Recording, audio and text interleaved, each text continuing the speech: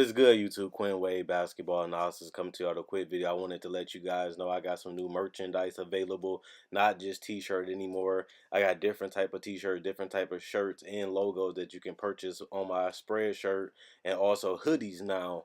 We have expanded and added more to the channel and more merchandise for the brand. Thanks for supporting. It will be in the description and the links will be in the comment section below. Thanks for helping me and supporting the movement. Quinn Wade Basketball Analysis. I'm going to check out the video. What is good, YouTube? Quinn Wade Basketball Analysis coming to you with a quick video. Today we're going to talk about the defending two-time multiple finals appearing three champions Golden State Warriors, a team that's the favorite to win it all this year.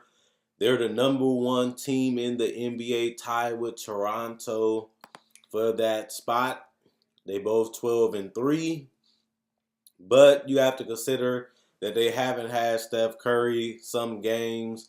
They have not had DeMarcus Cousins at all. And they're just flat out outplaying people, having a blast, coming back, just beating people in one quarter. Lackadaisical sometimes. Sometimes they come hard. Sometimes they just turn it on. Sometimes they just let teams play. They play around with teams and then obliterate them and destroy them. This Warriors team look like they're on track to another championship. The season, though, has been interesting. Seeing a lot of young players develop and become better. Seeing teams like Sacramento, seeing teams struggle early. Seeing teams live above the expectations so far. A lot of young players having a blast, too. And it's still fun to watch, even though we might just see the Warriors run away with it by the end of this year. Especially if they get DeMarcus Cousins and he plays the way that he used to play, which gives them a guy that can kill people on the boards while you still have KD and Draymond that has already been doing that. But now you add another rebounder and you add a post player. If they switch, he can beat you up, hook you, shoot over you, and just out physical you because DeMarcus Cousins is a physical specimen. He loves the contact and he can get you in foul trouble just because of that. But he also adds another shooter because he can shoot the mid-range, he can shoot the three, and it also adds another passer that keeps the ball movement while also giving them somebody that can score isolation, but it also gives them somebody that can score off the ball, and that's something that they don't have right now at that center position. Plus, he fits damn near perfect with everything that they do because everybody can do these things besides Draymond. But Draymond can get a little hot from three. He can still get to the paint and he can still do floaters, which means this whole team is going to be a team of all-stars, all NBA players that can basically pick you apart and just expose you at every level because KD and DeMarcus can kill you on the inside. Then you also have Steph and Klay, some of the greatest shooters ever, on the outside that can really light you up from three. Plus, you can't really make that many mistakes because any one of these players besides really Draymond can punish you offensively. But even he can get some sneaky points and he can use his passing abilities to find holes in the defense to get somebody else an easier shot, which makes him tough to guard because he has so many weapons around him that it just makes the game easier for everybody else when you have to watch Steph, KD, and even Klay on the three-point line, plus they can hit the mid-range, plus they can get to the paint with backdoor cuts and layups, and then you have to worry about a guy like DeMarcus Cousins getting offensive rebounds, getting layups and dunks by getting putbacks, and also being able to roll to the basket, get dunks, and finish in the paint for dump-offs. So they basically have the perfect lineup of shooting, size, athleticism, and defense. DeMarcus Cousins never been known as a defensive player, though, and on top of that, with the Achilles injury, I don't think it's going to help him either, but having guys that can communicate and tell you where you want to be, where they need you to be, and knowing the plays in advance can make his job a lot easier as they try to bring him along slowly. But we still have to keep it real. This Golden State Warriors team going to have to go against somebody in the playoffs. They're going to have to go against somebody in the Eastern Conference, from the Eastern Conference, because that's how you have to do to win the championship.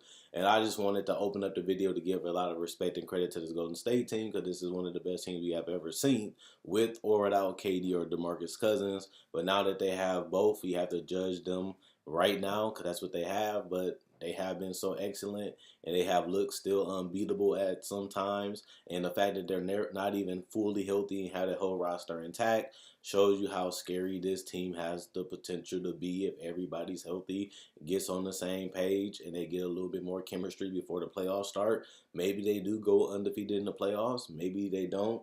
But I'm here to ask you guys, who are the teams that you believe can give them the most challenge?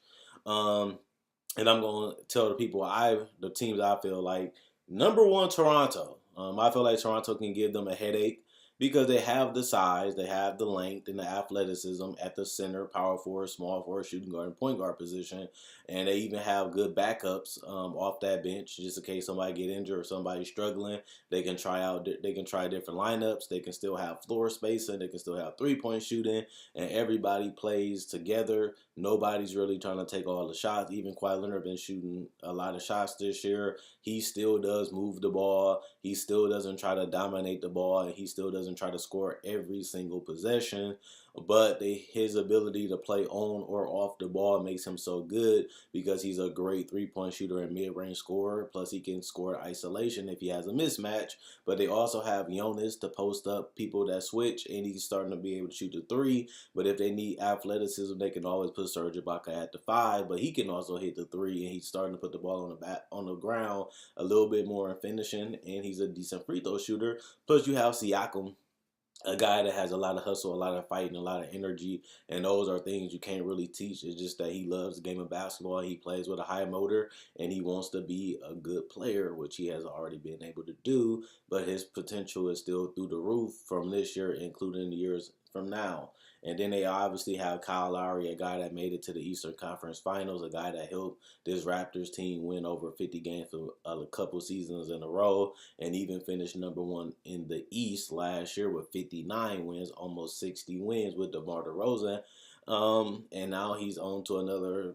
They can win 60 games this year. I can definitely see, and I said that in a video before. But Kyle Lowry is getting his assist game up, being the playmaker and being a sniper at the 3-point line allows them to keep Steph Curry and other defenders honest when you have Danny Green, Kawhi Leonard, and Kyle Lowry in the perimeter that can stroke it from 3, so you can't really help or double team all certain players because they have the floor spacing and the guys that are dead-eye 3-point shooters. So I definitely think they can give them a chance. This is a team that people are not talking about is the Thunder. And the main reason why the Thunder are a threat is because they have looked so well. They have looked so good this year, especially after getting off to a rocky start. But that's what you should expect because they are a team that's just getting new parts. They lose Melo. They have to restructure their offense, restructure their defense. Plus, they get Dennis Schroeder, a guy that has never played with this team before, and they got to welcome him in and learn him. Plus, you add Terrence Ferguson, who's getting more minutes. Alex Abrines has been a sniper a lot of games, especially early this season. And then, obviously, Paul George is starting to get back comfortable, and he's enjoying the shot attempts he's getting. Plus, Russell Westbrook, the games he has played, even though he had another knee surgery cleanup, he looks healthy. He looks good. He still looks athletic. He doesn't show no signs of slowing down. Plus, he still has that attack mode that collapses defense and open up shots for his teammates, whether it's in the paint or at the 3-point line. Plus, you got to think they're getting Andre Robertson back eventually, and that gives them another great perimeter defender that they can put up on players like KD and Clay and Steph to make them fight and work for the baskets. Plus, at the end of the day, this team matches up well against the Warriors, just player-wise and style-wise. They can slow it down and make it ugly, but they can also get up and down the court. But do they have enough execution, and can they make enough shots to beat the Warriors? That's going to be the biggest question because their best players are all streaky scorers. They can get 20, they can get 25, they can get 30, but they're going to take a lot of shots, but they're not going to be as efficient, and that's the thing that's going to hurt OKC. Can they execute? Can they get quality shots? Can they make enough shots to beat the Warriors that can blow you out in 3 to 4 minutes? Can they make enough shots to stay in the game? Can they slow it down enough to grind it? And can they make the game ugly enough where the Warriors have to try hard to win? That's going to be their question. The Boston Celtics is a team that we all feel like is going to make it to the NBA Finals and play the Warriors. They have the size. at the perimeter positions with Gordon Hayward, obviously with Jaylen Brown and Jason Tatum. Plus, they have the ability to score inside and out with Al Horford and Jason Tatum being able to post up, but also having Kyrie, a guy that can handle the ball, get to the paint and finish with the best of them, but also hit mid-range jumpers and hit the three. He still hasn't become the playmaker and assist guy that we all hoped that he would under Brad Stevens, but he still is a threat offensively because he can create his own shot and it puts a lot of pressure on the defense. But their problem is, can they score enough? Just like the Thunder, they have the talent to make it ugly. They have the talent to make it slow and grindy. But can they score enough points to really make Golden State work offensively, but also make it ugly enough to where they can have a chance to win? But do they have enough to win those close games? Do they have enough to not get behind? You can get behind 3 points in a quarter, then it turns 6, then it turns 9, then it turns 12, which is a blowout. So just getting beat by a couple points per quarter can still lead to a healthy lead for an opponent team, especially a team like Golden State that can blitz you from 3. Can the Celtics grind enough? Can they make it ugly enough? Yes, but can they score enough to keep it competitive with the Warriors, who can just annihilate anybody in a matter of seconds? Philly, we still have to see them. They don't have enough shooting.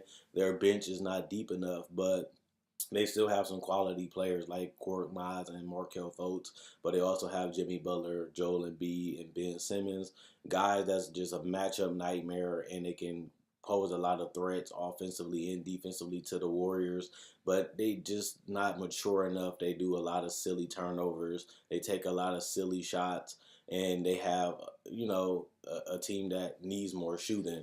And until they finish out the rest of this roster and smooth out that bench, I think that they are ways away compared to the other teams that I named, and that's why I have them fourth in the Lakers. Only reason why I have them fifth is because of LeBron James. LeBron James always gives the Warriors trouble. He just nobody can stop the guy. Nobody has an antidote or kryptonite for him right now. His biggest thing is his age. He hasn't been shooting the ball well from free throw or the three. He had a hot game yesterday when he had 44 points and was blitzing from three. But I'd rather him shoot threes and jumpers than get to the paint, get layups and dunks, and make people better. So if we got to have LeBron score 50 like they did last year, you will live with that because he's going to dominate the game anyway. So at the end of the day, you got to pick your poison with LeBron James. But the fact that he has guys that's motivated, that wants to prove themselves, that's fighting for contracts, they're fighting to make a name for themselves, and now they got that stage because every game is televised. Every game going to be on TNT and ESPN in the playoffs. They have never been there, but at the end of the day, they relish in those moments because those are the moments you want to be remembered for. Remember, playoffs make the legends. Playoffs make the greats. And a lot of these players are going to be their first time making the playoffs, especially their young players, and that's going to make them hungrier. That's going to make them want to prove themselves because they're on the biggest stage, which is the NBA playoffs besides the finals. So I think that that's going to help them or hurt them, and we won't know until the playoffs start. But as of right now, the Lakers are into the playoffs after a bad start. Their three-point shoot looks a little better. Their execution looks a little better. And the fact that they always can rely on LeBron James helps them out tremendously. But the main reason why I have them on this list of beating the Warriors is not just because of LeBron, is because Rob Pelinka and Magic Johnson, I think that they can make a trade. I think that they can use some of these assets and these picks that they got and try to move and get another all-star or superstar around LeBron James, and that can thrust them into competition with the Warriors, even though they might not be talent-wise 5 all-star deep. But you don't really need much with LeBron to really give anybody trouble. And we're starting to see that also in the Western Conference so far, especially after the performance he had last night. So let me know who you guys think is a threat to the Golden State Warriors. Do you think that they're going to beat themselves? Do you think that injury is going to be their biggest thing if they can't stay healthy, which they have injuries already this year? Or do you think that it's just too easy for them? They can win with injuries. They have the best roster in the NBA. They have the best starting 5. And then you got to include Iguodala coming off the bench. But you also have Quinn Cook. You also have Kevon Looney. You also have Sean Livingston, who's injured right now. But until then, this team is going to be undefeated. They haven't lost a playoff series in years. And the last one they did lose was against LeBron. That's why I had them on this list. And at the end of the day, they've been able to beat LeBron and sweep him last year. And their talent has only increased since then making them an even tougher opponent for anybody in the NBA. As the Rockets and other teams step down, Golden State add DeMarcus Cousins, that puts them even more ahead of the competition. But who will keep up, who will catch up, and who will try to go all out and beat the Warriors this year? Will it be in the East? Will it be in the West? Let me know in the comment section below. Quinn Wade Basketball Analysis. I'm gone. Check out my website at analysisplayground.com. Link will be in the description in the comment section below. Check out my Facebook page, analysisplayground.com. Link will be in the description in the comment section below. Like on Facebook to show support. Thanks for liking on Facebook. Also, check out my Spreadshirt. There you can find t-shirts, sweaters, hoodies, even accessories like cell phone cases, water bottles, mouse pads, and even something like a pillowcase. Thanks for supporting the brand. Thanks for supporting the movement. Thanks for continuing to watch the videos. I love making these videos. You guys enjoy watching them. That's why I continue to go. And let me know who you guys think is the biggest threat, the biggest team, or even the team that can make a trade to get on pace to beat the Warriors. Somebody got to beat them eventually. Will it be this year? That's the question.